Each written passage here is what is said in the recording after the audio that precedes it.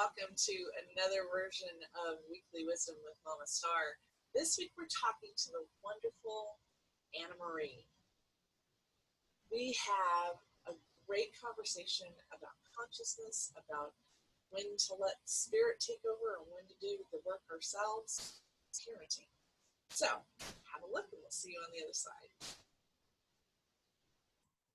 Hey everybody, welcome to another episode of Weekly Wisdom with Mama Starr, and I get to meet my new friend Anna Marie, and I'm like, I don't know, jazzed. I don't know why. Hi Anna Marie. Hi. The energy must be good. Oh my God, I've got this little, like two little girls just playing. In my head, they're just going off, and it's like, all right, let's just play. There you Welcome. go. Thank you. Thank you for having me. You bet. Thanks so much for joining in the game and hanging out. Where to start? You tell me about you. All right. Well, I hail from Conway, South Carolina. So I'm where, for those of you who have heard about the hurricane the last few days, that's where I am. And I have been doing intuitive coaching for a little over a year and a half. I discovered my empathic abilities about 3 years ago. Didn't have any idea that that was what was going on before then, but it cleared up a lot of old baggage and concern when I realized that that was what was going on. Yeah. And since then have just delved right into understanding myself, understanding my gifts and how I can best serve the world with them. And where I am today from that. It's been a roller coaster for sure. Okay, so first, the big pressing question: how'd you do with the hurricane? How did that go? Well, we are actually good. We're very much in the center of town, so we're away from the water, but just less than a mile away is like flooding in the streets. People's houses are flooding. So we won't be affected other than with traffic, but a lot of our neighbors are. So we're trying to do our best to, provide a safe space if they need it. I have some friends who are doing donations, that type of thing. So nice. I know it was funny when all that was going on. I was just like, oh yeah, Arizona, we don't really have stuff like, oh wait, we have dust storms. I suppose other people think dust storms and stuff like that is really crazy. And it's just like one of those, okay, it's a dust storm. Right. Well, usually hurricanes are no big deal, but this is actually more flooding than we've ever experienced ever. It's historic records of flooding. So even though the hurricane wasn't big, it was really small for a hurricane. The flooding is what's impacting a lot of people right now. Wow. Yeah. So you said like 3 years ago you discovered your ability? About 3 years ago. The only reason I discovered it was because I picked up a copy of The Secret. I kept feeling like I needed to read The Secret. And one thing led to another. I found it in a used bookstore. I read it. And then people started coming into my life who were talking about empaths and empathic ability and intuitives. And the more I heard about it, the more I was like, that's me. Like, that makes so much sense. That's why I was sick so much growing up. That's why I was hyper emotional. It wasn't my issues that I was dealing with. It was everybody else's, but I got blamed for it. So it was a big kind of eye-opening thing. It's been a long journey since then, because since then, I have discovered an ability to speak with my spirit guides, to speak with other people's spirit guides, to communicate with those who have crossed over. And so the gift list just keeps growing. Right? That's the thing that surprised me, because it's like, I mean, and the funniest part is it's like, I mean, I always tell the story about the first time I ever got an actual intuitive hit that I actually recognized that it was one.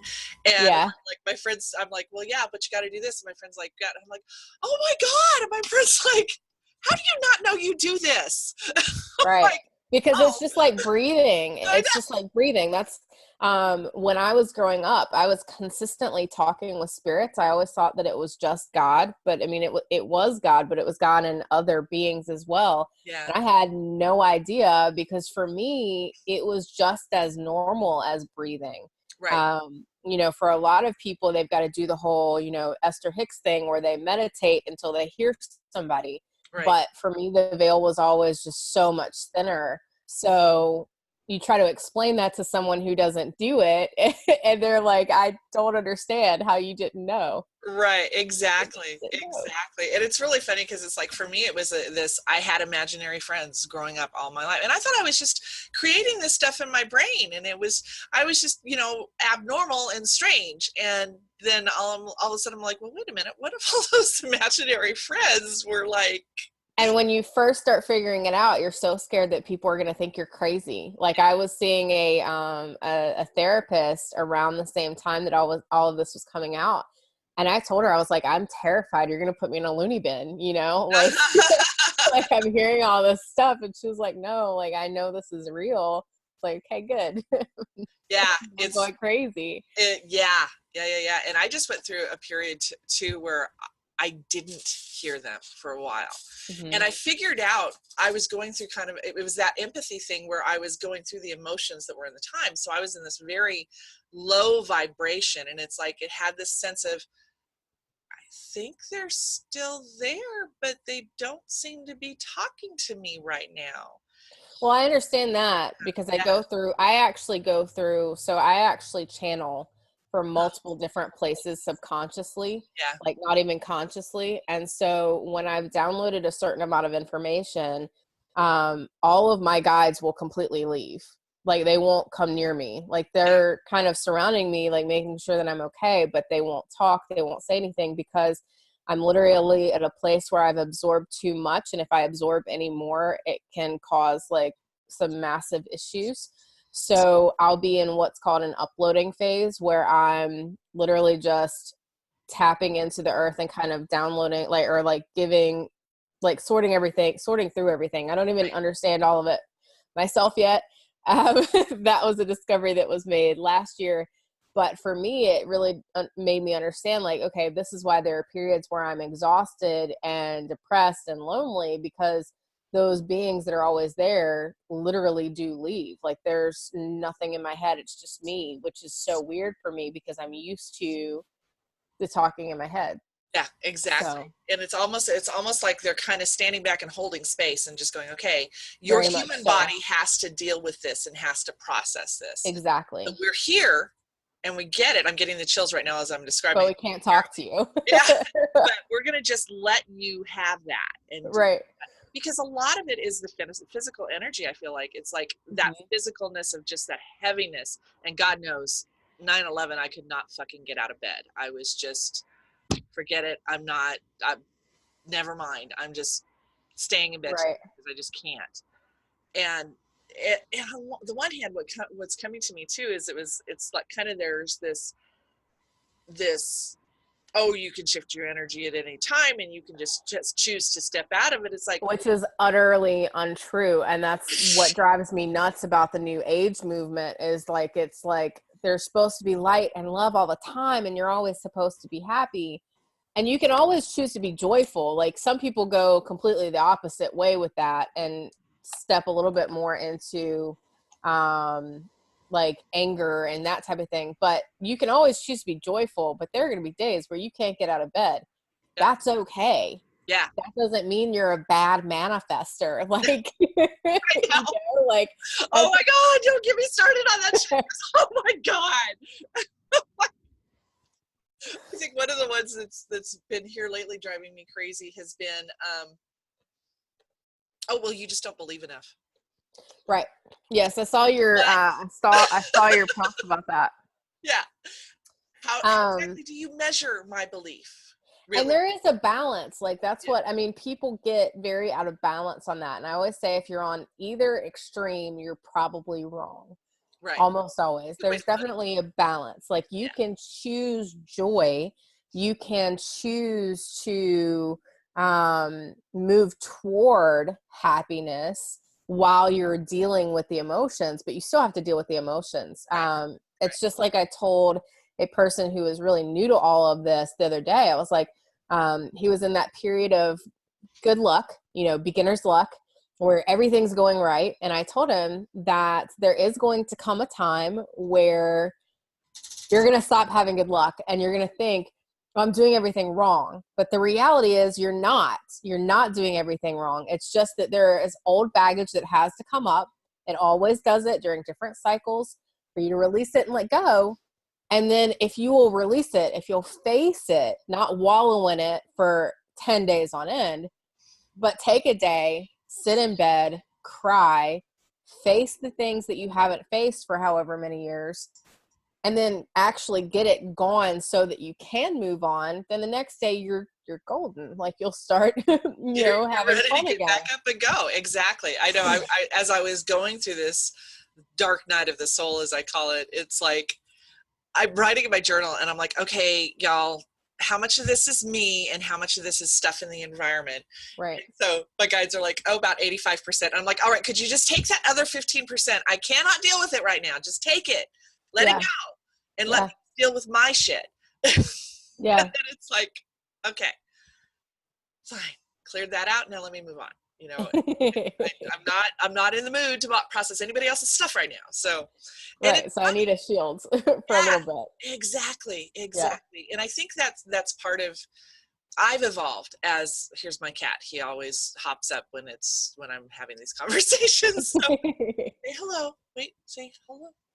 Cat energy fits this type of conversation. Yes, for exactly. Sure. And he does. He totally pops in whenever I'm having these kind of conversations. But no, I think you're right on the ball there, that people think, oh yeah, so I'm going to step on this path of light and everything's going to be hunky dory and I can just ignore all the bad stuff. But that bad stuff. And that's why people hate New Agers. Yeah. Yeah. And that's why so many New Agers preach light and love and have nothing, because they never deal with the subconscious things that are attracting the opposite of what they're trying to attract with their affirmations. Exactly. And it's really funny too, because it's like, I had this revelation this week and it cracks me up too, because I mean, I've been in the coaching business since the beginning, let's say. I mean, I'm that old, I've been around since the for a while, right? Oh, this is cool. But so I've been around this and I help people manage their emotions, but literally like this Saturday I'm sitting there and all of a sudden I'm like, oh, I do shadow work.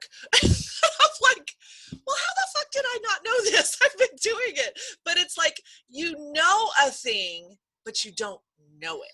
Well, and it doesn't always have to have labels. Yeah, exactly. Have this need to put labels on all the stuff that we can do. And it's like, sometimes it's just easier if you don't have the label. Like, I understand why the label can help, because when I first understood like star seeds, it was a relief because it explained so much that I didn't understand about myself. When I knew that I was channeling all the time, it explained like, okay, well, that's why I'm tired. Like, it's not that I'm weak. It's not that I'm pathetic. It's not that I'm not hustling hard enough.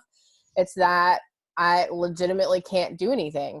But at the same time, if we have this compulsive need to put labels on everything so that everything is labeled and everybody, like, it detracts from what we're actually then it's doing. box. Then you put it in a box. Right. And it stops being, and that was something that I had like really powerful this weekend, is that because I've only been doing this for a year and a half, and because I've been discovering new gifts along the way, there have been so many ups and downs, and figuring myself out and figuring out how how I can best serve. But I had 2 conversations in the last couple of days where it was just easy. It was like the first, like, when I first started coaching, it was like that first initial thing where it wasn't, let me use like all the tools at my disposal because I'm like trying to pick through all these different tools. It was just totally intuitively led.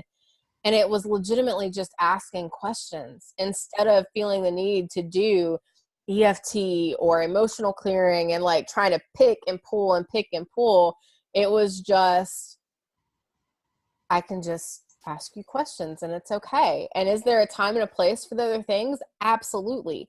But when we try to put ourselves in a box, and that's why like I had to broaden my label for what my coaching is, because when I tried to make it too specific, I wasn't doing the things that I was led to do. I was only doing specific things. And you, as an intuitive, that's a bad idea. When you box yourself in, you keep yourself from making the most difference. And it was crazy because in one scenario, one of the people that I talked to made a ton of money that day, which was awesome because it was just like a rapid result. Mm-hmm. And it's funny because some clients are going to have those rapid results and some aren't. But it was just interesting that the easiest conversation that I've had in a year with a client resulted in the quickest manifestation out of any of my other clients have had, because I wasn't stressing out or trying to put myself in a box and do the thing the way that somebody else told me how to do it. I was just tuned in and talking with the person. Exactly. And that's that it. I almost have this argument that I would say that all true coaches are intuitives anyway. They just are. They may not know it. Exactly. They may not know it, and they may have this other part of their brain that says, I'm doing it this way and I have to do it this way. But I feel like the people who enter the coaching profession are people who have always done it. Yeah. Usually. I mean, you could point to, I always say, second grade, I'm advising my classmates on how to handle stuff and going through. Right. And well, that's, yeah. I mean, as a young person, so like I did not date until my 20s. Right. But I was always the person that people came to for relationship advice. I can't tell you how many marriages I saved. People 5-10 years older than me asking, Anna Marie, hey, what do I do about this? Yeah. Yeah. Or my favorite, like it was just normal. You go to the grocery store and you simply ask the clerk, how's your day going? And you get their entire life story and you're just standing there going, because they want to open up to you. Exactly. And that's the funny thing about like the saying that only listen to somebody who has what you want, because it doesn't apply to intuitives. It applies to everyone else. Right. Absolutely. But it doesn't apply to intuitives, because some of the best relationship advice I ever gave was before I'd ever had a relationship. Right. I wasn't coming from a place of experience. I was coming from a place of, this is what I intuitively know. Let me guide you. Right. And that's the fun, interesting, difficult part about it. Exactly. Exactly. It's almost like it's very much like, and I'm so glad you said that, there's this putting ourselves in a box. It's like, everybody's like talking about niching, and we have to have a niche that well, certainly you can do that. Right. And yet, I mean, like I've noticed it's like, yes, I've had this niche, what I've been working towards, but I am a relationship expert. I am able to help people in this place. Because the reality is, as a coach and as an intuitive, our job is to help to highlight for other people what their inner wisdom is. Right. It's not about telling them anything. And that's what people get so confused when they hear the term life coach. They think, oh, you're going to tell me how to. No, I'm not. No. I'm going to help you understand what you already know that you won't listen to because you're not tapped in. Right. And you always need somebody. You can make two arguments there. You can say no one needs a coach or everyone needs a coach, because technically we could all do this on our own. But because we're all relational and we all have this arrogance and tendency to turn a blind eye to what we need to see, having a coach is always going to make life a lot easier, no matter what level you're at. Exactly. I think one of the things is like, my coach is like, I think that's the part of the magic too of it, is having a coach they'll go, do you see the progress you've made? Do you see what you've done? And they're like, oh yeah. Like, I didn't even notice that. I thought I was doing really bad. You're just going along and your brain is going, no, keep do it this way. But at the same time, you've grown. And there's someone there to bear witness to that and go, look what you've done.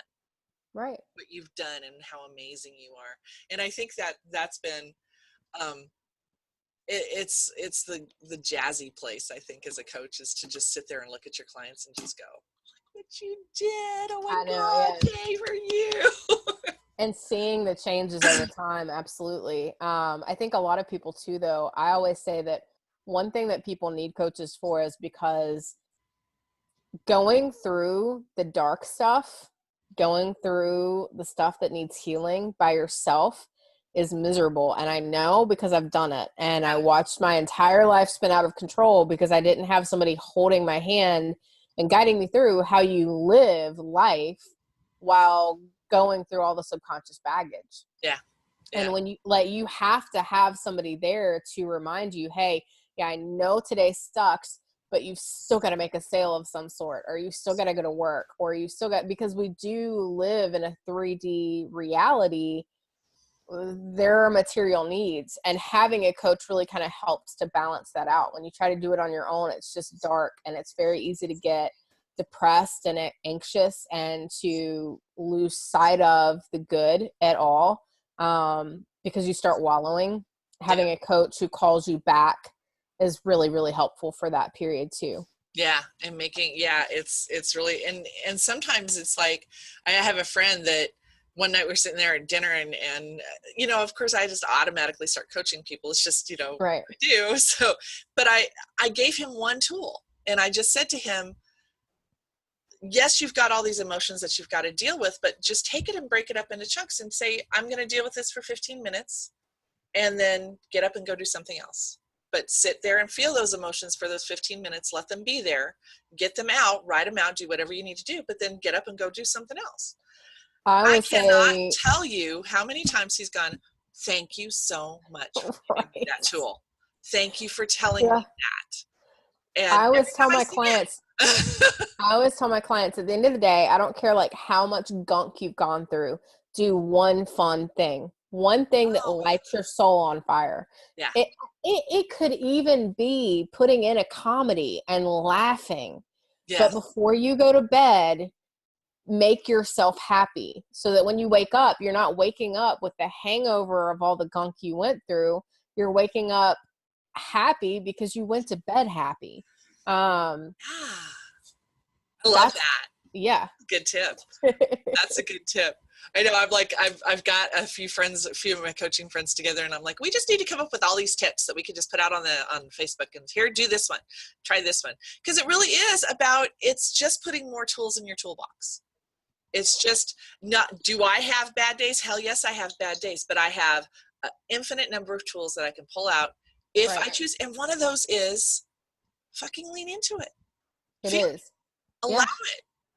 And that's where a lot of people get messed up, is they think like, these feelings aren't something that I need to deal with right now. But so what a lot of people don't realize is they're not just dealing with their emotions. They're dealing with the emotions of their ancestors who couldn't face them because they actually had to fight for survival. Mm-hmm. And so this generation right now, the generations that are currently on Earth, are literally redeeming every generation before them. They're literally healing things that the generations before them had no ability to face. And so it always rubs me the wrong way when people start like talking badly about the generations and like the generations now, and how, you know, well, they're pansies, or they won't, like, they're all emotional. And I'm like, you don't understand. They're dealing with something that no one else dealt with. They're dealing with what their great granddaddy could not deal with because he didn't have the tools.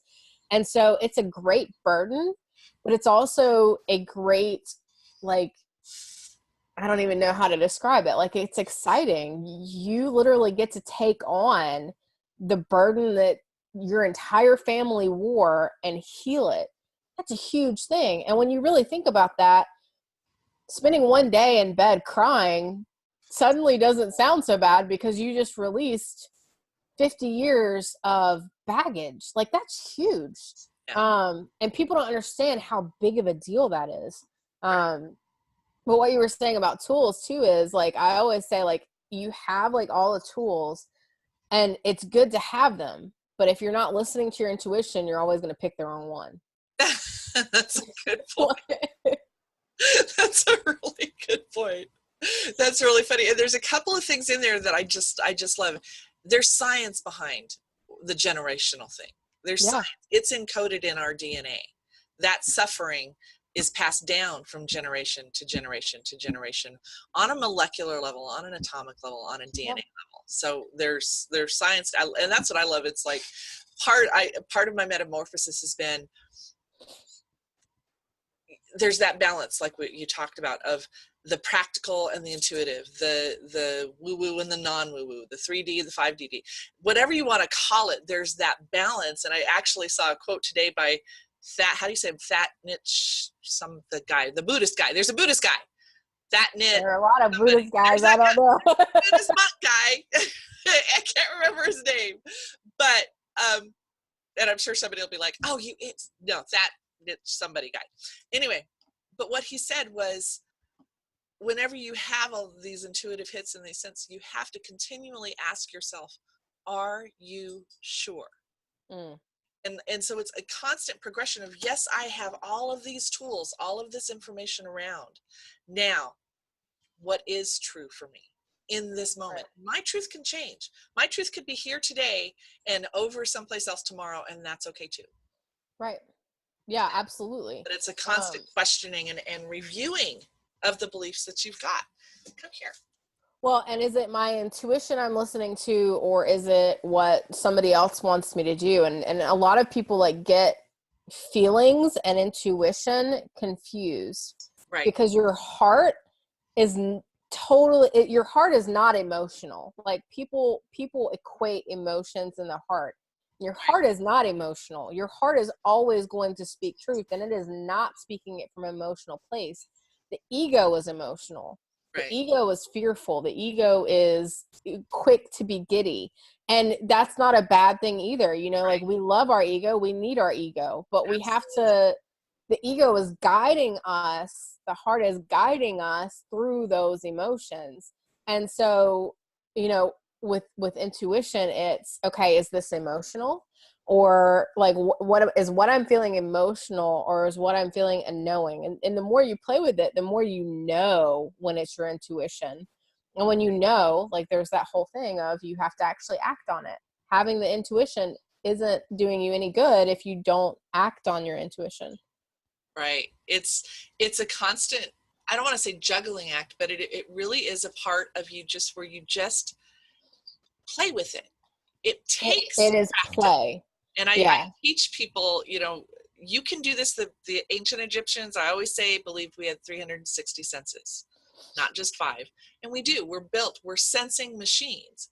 And so some of us who have intentionally practiced at it are better at it. It's just like some people are better at playing basketball. I could never play basketball because I never practiced, and I really sucked at it, and I'm not in that athletic zone. Right. So we all have these abilities, some to a farther degree than others. When we all have different abilities, that's the thing. Like you don't need to have clairvoyance. You might have clairaudience. That's okay.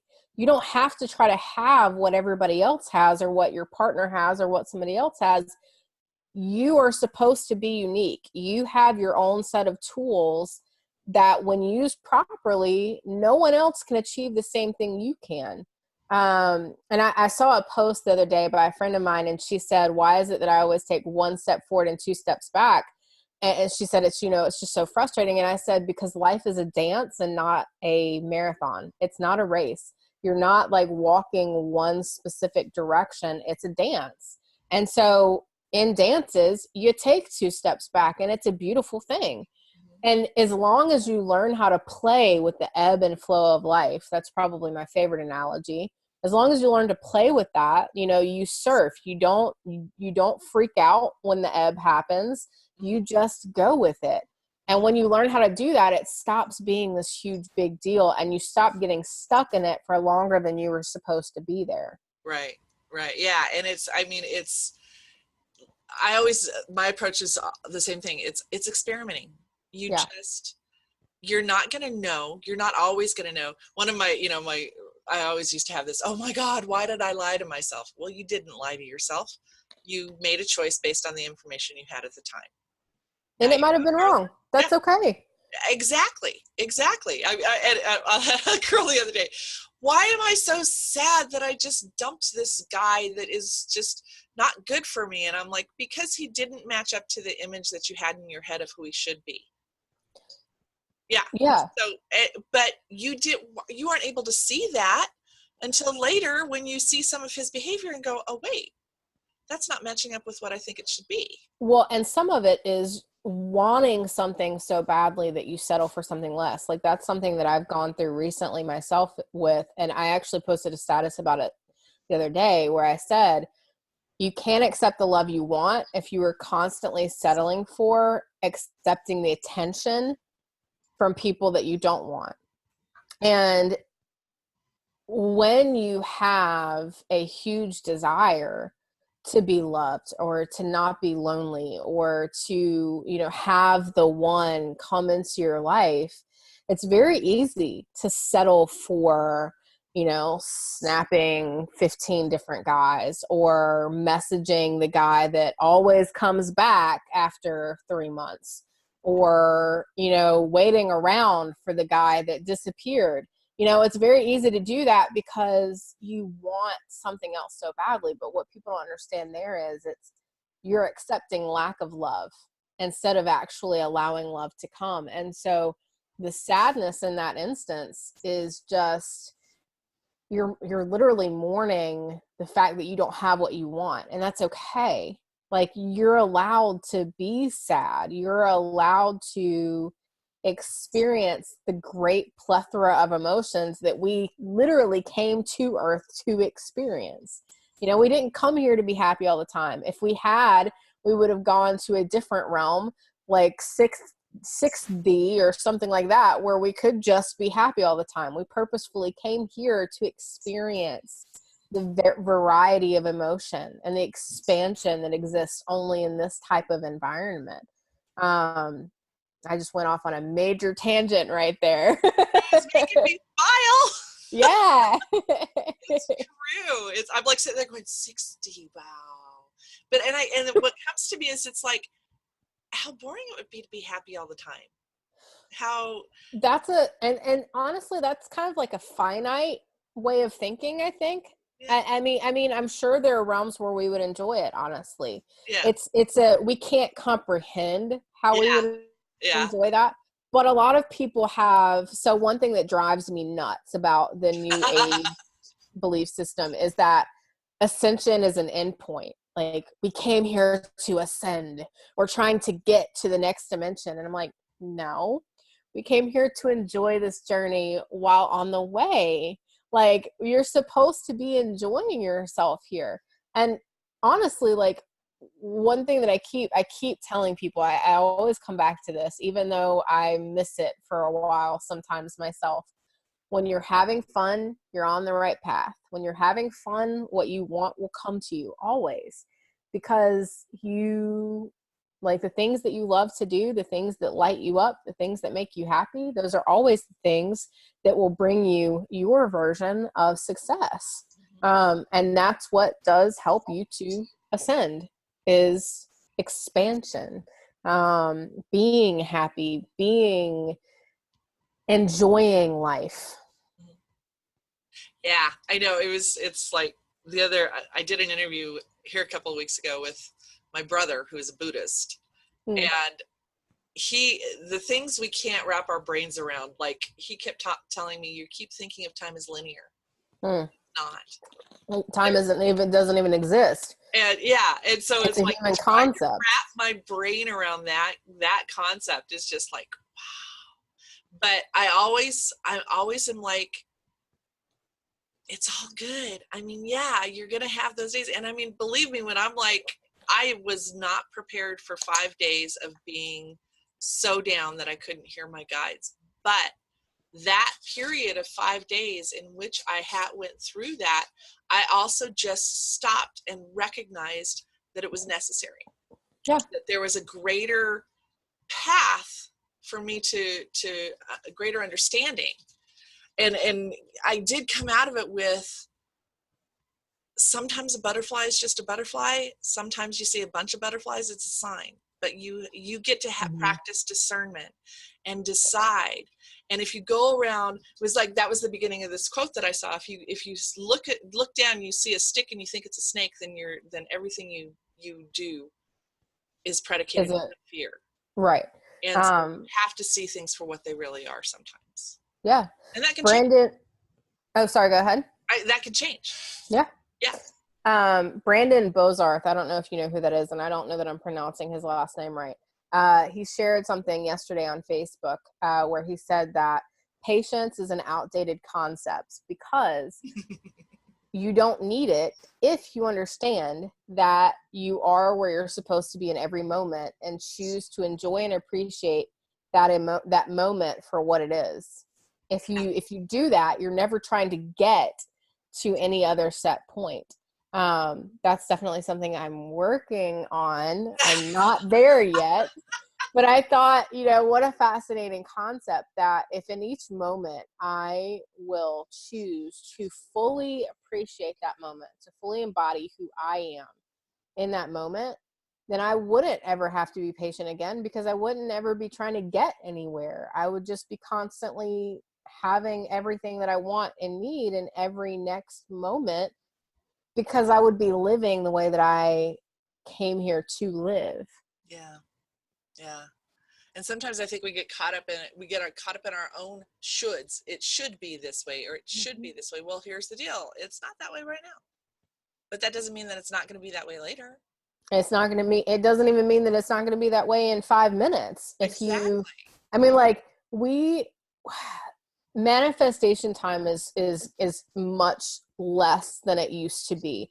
But what people don't understand is that it's a good thing that manifestation takes so long, because if it didn't, all of these subconscious thoughts that 99.9% of the population hasn't dealt with would be manifesting right along with the conscious thoughts. And we don't want that to happen. People do not understand the fact that they've got a lot going on behind the scenes that they're not seeing that's creating what's happening. That's why a lot of people try law of attraction, which is, I just can't even stand the way that people it's a law, guys. That's why it's called a law. It works no matter what you do. Yeah. You're always manifesting something. You're always attracting like them to like. But people are like, well, I've been trying it for 6 months and I'm not getting what I want. And I'm like, that's because you've been using affirmations, but you have not dealt with the emotions that keep trying to come up. Every time fear comes up, instead of dealing with fear, they affirm, I am not afraid. Okay, well, or I'm fearless or whatever. And I'm like, no, you got to deal with. You're lying to yourself. Yeah. Right. Yeah. And affirmations are great when used in conjunction with healing the wounds that are already there. Right. You have to believe what you're saying or else it's not going to do a thing. Right. And a lot of people have issue with the term broken or the term wounds or anything like that.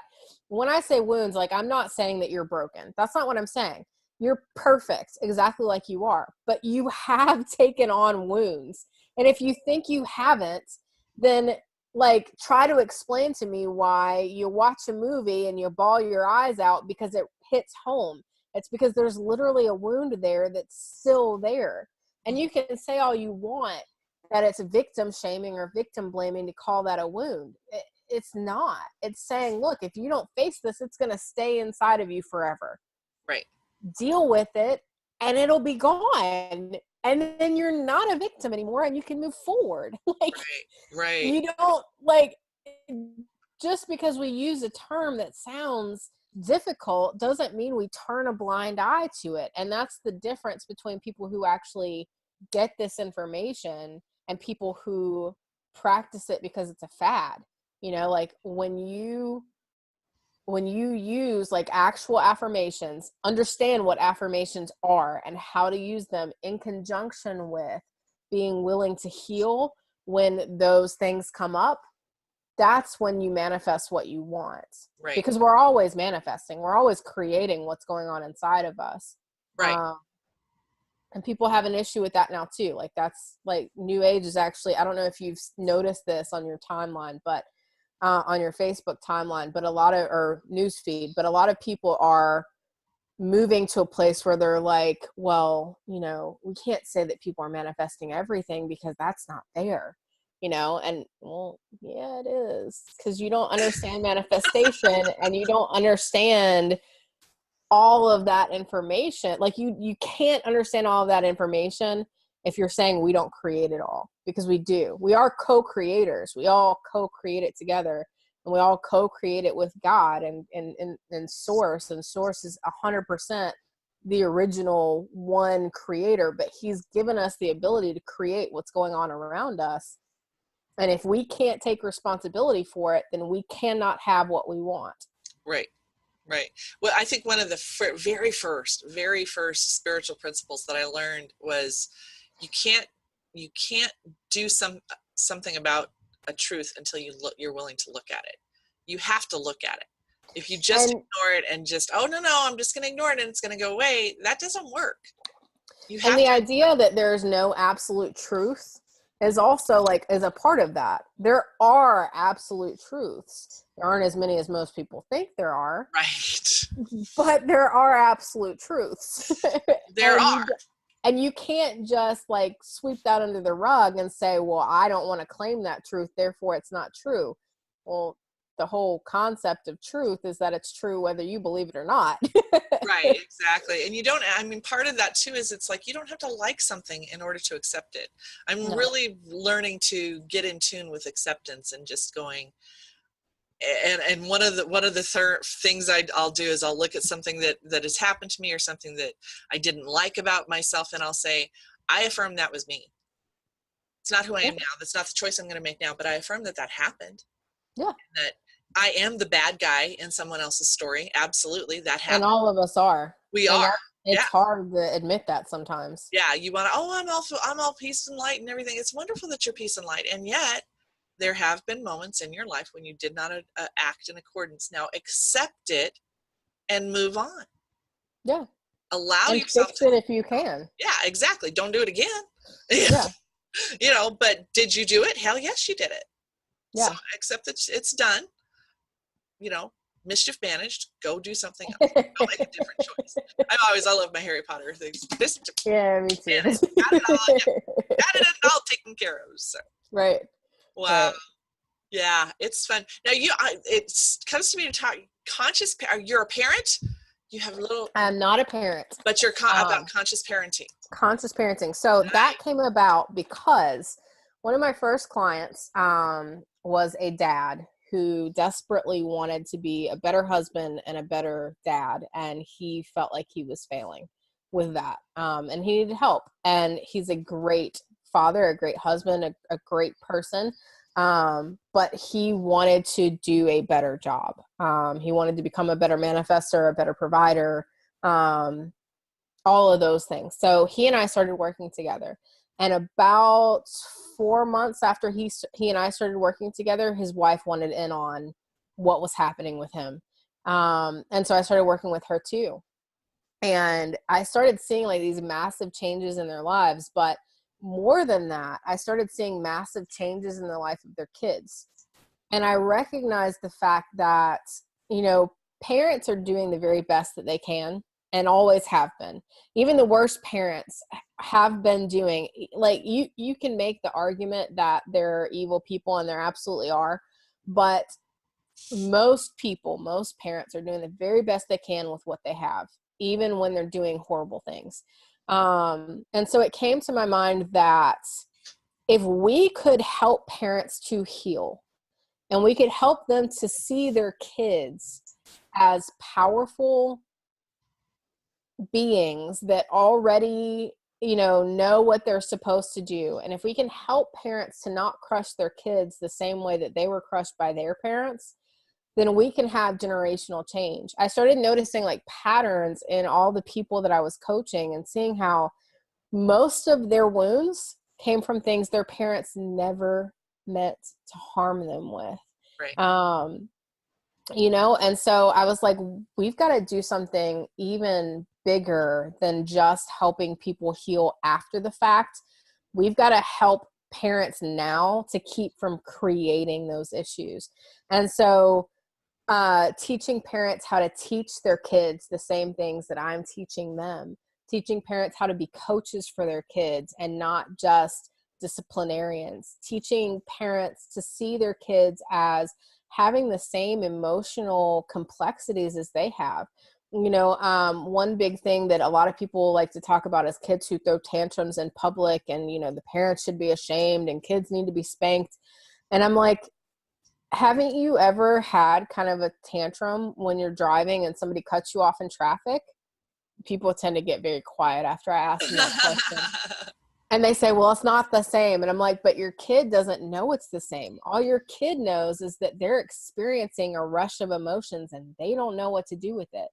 And instead of helping them work through their emotions, you shame them and make them feel like their emotions are bad and they are bad children because of their emotions. And then you spank them and suddenly emotions become traumatic. And so they bury everything. Mm-hmm. We need to find a way not to do that.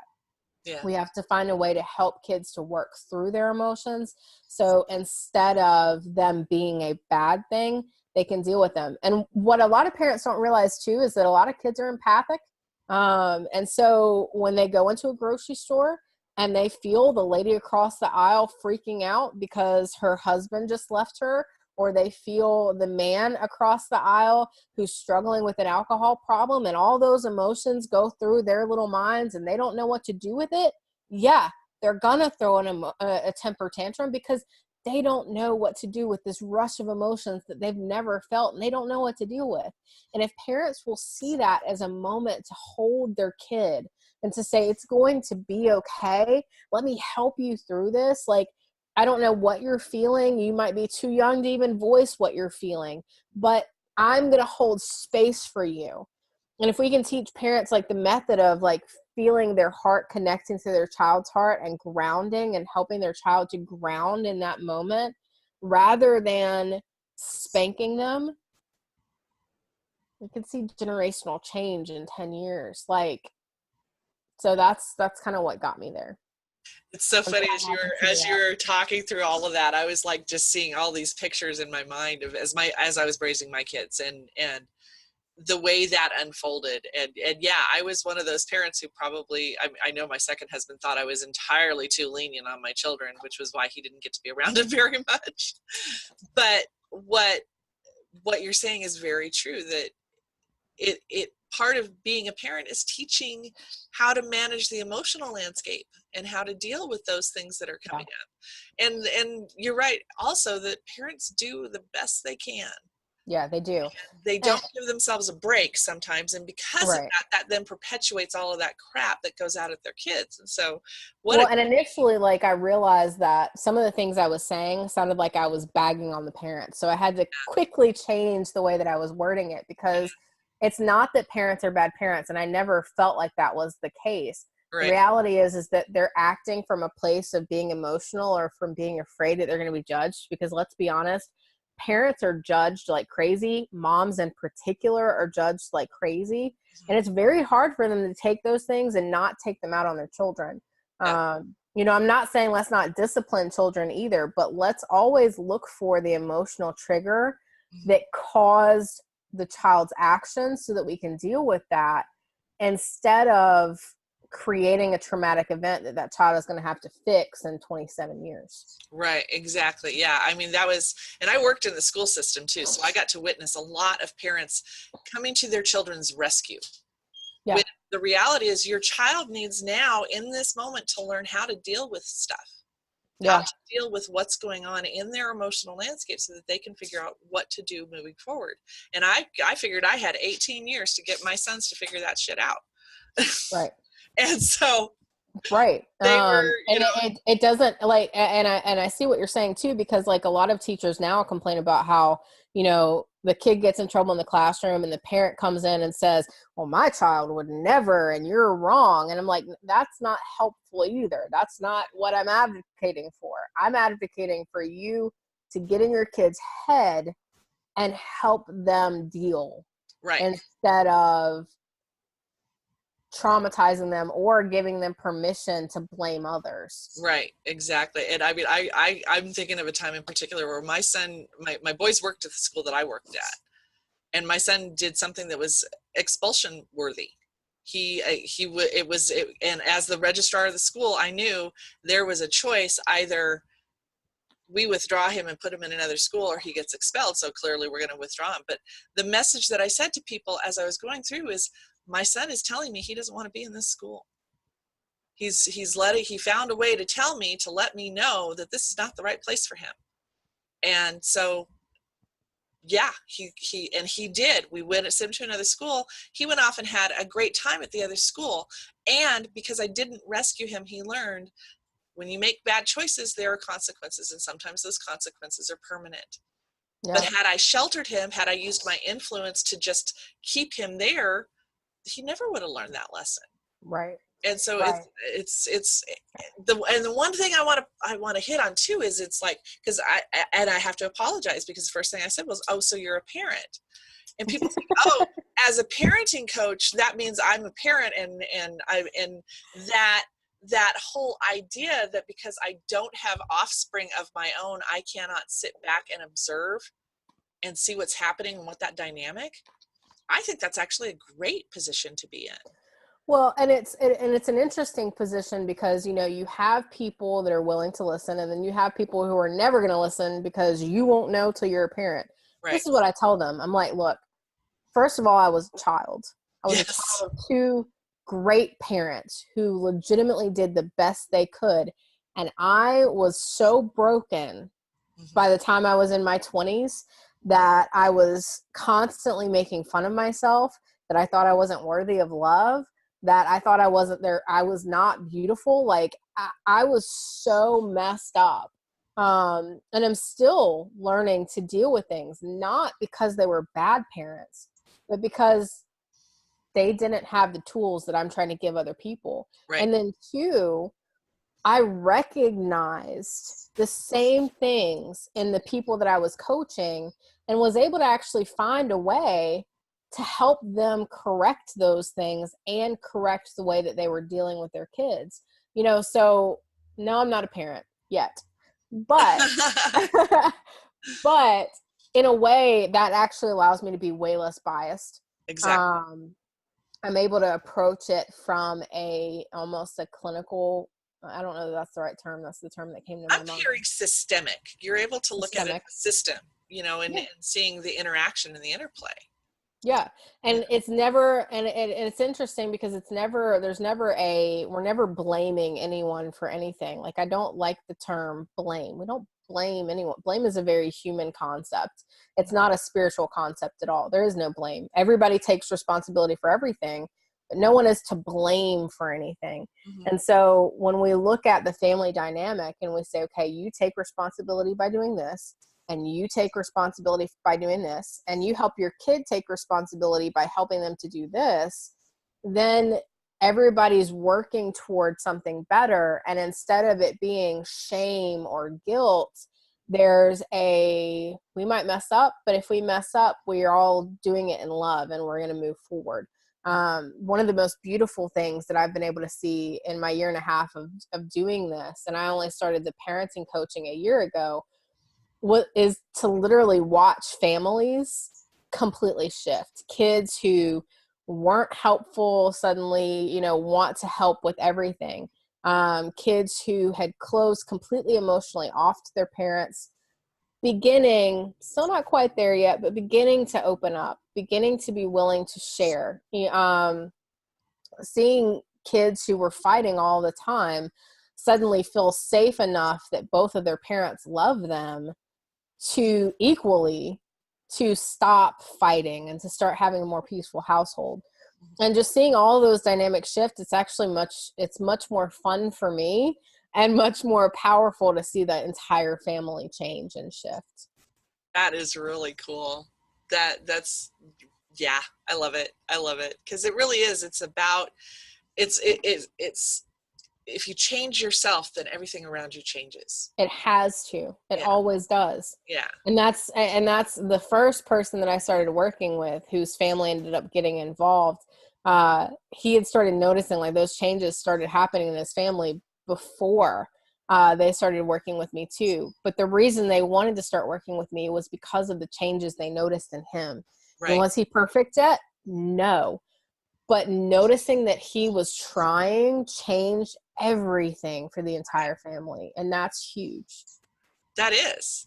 And that comes from a place of self-love, and it comes from a place of just, okay, I can accept it, and I'm going to move forward and Yes. treat people differently. Absolutely. Because I want to be treated differently.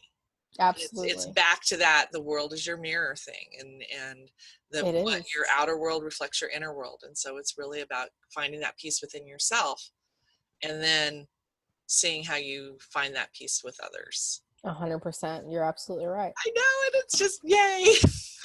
Of course I'm right, because I'm so wise. Of course. That is really, you know, and I keep getting this story about how we learn to love from our parents, and unfortunately, that's a broken thing. Yeah. That can be a broken thing, because, you know, as you were talking about, you know, my parents also were the people who was, oh my God, your mom and dad are so awesome, because they raised foster kids, and oh, they're so wonderful, and they're da da da da. And I mean, as a teenager, when people would tell me that, I'd be like, yeah.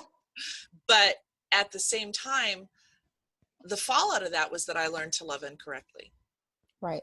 That I learned to, if somebody had less than I just needed to love them more and keep loving them no matter how badly they treated me, because obviously they were hurt. And so I just have to keep loving them because I'm so lucky. Right. That unfolded in so many different ways. And it was an unintended consequence of what was there. Well, and it's vibrational as well as what the kids are seeing, because I tell my clients all the time, like, look, if you struggle with your body and you hate the way you look, you actually somehow manage to never say anything self-deprecating to your kids. You never say anything like that will make them see that you don't love yourself. The fact that you have those feelings, your kids will grow up feeling the same way. If you and your partner are always fighting, and somehow you manage to never let your kids see you fight, that's not going to happen, but somehow you did, vibrationally, your kids would still feel that, and the way that they relate to the opposite sex or to the, you know, to people that they love is still going to be the same way you do. And so it's a vibrational thing as well as a watching you and hearing you type of thing. And that's, a lot of parents miss that. Yeah. They think, well, if I keep my mouth shut, then it'll be okay. No, you got to work on yourself, because if you don't, your kids are going to grow up the same way. Exactly. You struggle with your weight, they're going to struggle with their weight. That's just the way it's going to be. Their little sense, our bodies are sensing machines. And when they're little, their little bodies sense. They pick up, they feel everything. They pick up every single vibration that's around them. So of course, that's going to occur. That's just the law. It is. It is. That's right. You can't. It's like that's my favorite. It's like the law of gravity. It works no matter what. The law of vibration works no matter what. Right. So there's always that vibration that you pick up. And what it is that kids unlearn that. Mm-hmm. And then as adults, coaches like us come in and have to reteach that. Right. Because of that unlearning that occurs. That Don Miguel Ruiz, I think, calls it domestication. Right. Yeah. We do our best to fit into our tribe, so our tribe doesn't ostracize us and we don't die. And whether that means becoming an introvert, even though we're really truly extroverted, or whether that means not dancing because one day Dad got mad at us when we were dancing and he was tired from work. You know, lots of little teeny tiny things that parents never mean anything by can shape the entire future for a child if the parent isn't open to seeing it when it happens and doing something about it in that moment. Yeah, I know. And it's like, as you know, my kids have gone through 2 divorces, so they got to have the side row seat of the absolute chaos that I created in those times. And I've always told them, look, I'll just pay for your therapy. It's fine. Just don't even worry about it. It's on me, you know. But as it's always that thing as a parent, is you're like, I did the best I could, but where did could I have, what should I, and it's a waste of time. Well, and the beautiful thing though is understanding that your child is also here to redeem you. Yeah. Like, ooh, yeah. you might mess up and you may not be where you want to be, but your child is literally came to earth, literally chose you to be their parent. Yeah. Yes. Sat down with God and the this is what I want right here. Yeah. These are the people I'm going to. Yeah. And said, I'll redeem this thing that they haven't dealt with. I'll redeem this thing that they haven't dealt with. And that's like, that's a whole different topic, but that's where postpartum depression, both in males and females, comes from, is because they bring up all that baggage the minute they enter the world, because they're here to fix it. They're here to redeem it. You may not be perfect. None of us are, but your children are coming to perfect that which is imperfect. Yeah. And if we can create space for them rather than strangling them, if we like, it doesn't matter that in the past, like we can't fix what was in the past, but if in the future going forward, we can create space instead of strangling them, they'll heal us all. Yeah. Our holding space gives them the opportunity to heal what we couldn't. Right. It's true. It's true. And it's especially, I have my sons are identical twins. I have oh, wow. 2.5 years older than the twins. And so that's always been the story with the twins is you guys came in together. You chose to come in together. You chose to come in together to be with me and Jake and Dad and all of that stuff. But that was your choice. They're still at 22. They still live together and wow. share an apartment together and they were always really, if ever there was a, children come in with their personality set, if I ever needed an example, I have Cole and Noah because, and Jake, they've all taught me about their disposition and the way they naturally go about being. Right. And as a parent, if you can just learn to honor that, right. Let your child see who they are. Right. And I mean, there's a concept that I feel led to like kind of bring up is that at the age of 7 or 8, every child is who they are, but at the age of 7 or 8, that child chooses whether or not they're going to wear a mask. And if they choose a mask, they choose which mask they're going to wear. That's the age very frequently where an empath can become a narcissist. That's the age very frequently where a child can begin to develop some sociopathic or what's the other one? Psychopathic tendencies, because that is the age where they say, this is how I'm going to protect myself. Oh, that makes sense. Yeah. That's the age where all of the old wounds and baggage start solidifying. And so for parents, if you have a child that is under the age of 7, you need parenting coaching before they hit that. If you have a child that's 7 or 8, you need parenting coaching now, because in 20 years, it will be much harder to correct what's going on at 7 or 8 right now. Yeah. It does solidify at that age. So it is harder than prior to that age, but it's still easier than it is 30 years down the road because it's fresh. Right. But like I talk with a friend of mine about like at 7 or 8, there's literally a switch that an empath can push. And if you're an empath, if you sit there and think about it for long enough, you can actually feel the switch that would turn you into a narcissist, where you feel what everybody's feeling still, but you no longer have an emotional tie to it. It's a protective thing. Like if you don't have to feel bad, then you're not constantly like beating yourself up. You're not constantly like internalizing everything. As empaths, that's what we do. We take in everybody's gunk and we deal with it inside of ourselves. A narcissist is just an empath who said, I don't want to hurt all the time. Sorry. And they flip a switch. That switch can be flipped back. And that age is normally where that happens. It can happen older too, but. Wow. Side note. Yeah. So it's been an hour. I always when I get to the end, I'm like, oh my God, I could go on for another couple hours. I think right. Just have this conversation forever and ever. But that is wonderful. Now let's shout out your email, your website, and then we'll also, or how to contact you. And then so I don't have a website right now. I do. You have to go to my Facebook. Sorry guys. Like I have a very specific vetting process. So You actually have to go to my Facebook. It is facebook.com/realannamarisms. Or you can go to my technically official page, but I don't really use it, which is /Annamarisms. And you can find me on just about any platform if you look up Annamarisms, always. Annamarisms. I love Annamarisms. it. So, love. yes, if you message me about what you're interested in, we can jump on a phone call, figure it out, go over it. I'll send you an application.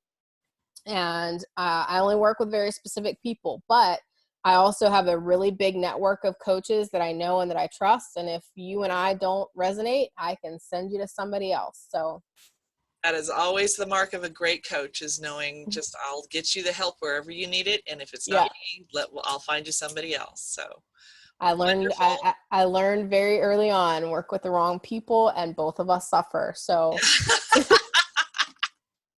yes, it's true. Let me just say that. That's very true. Well, I appreciate you taking the time today.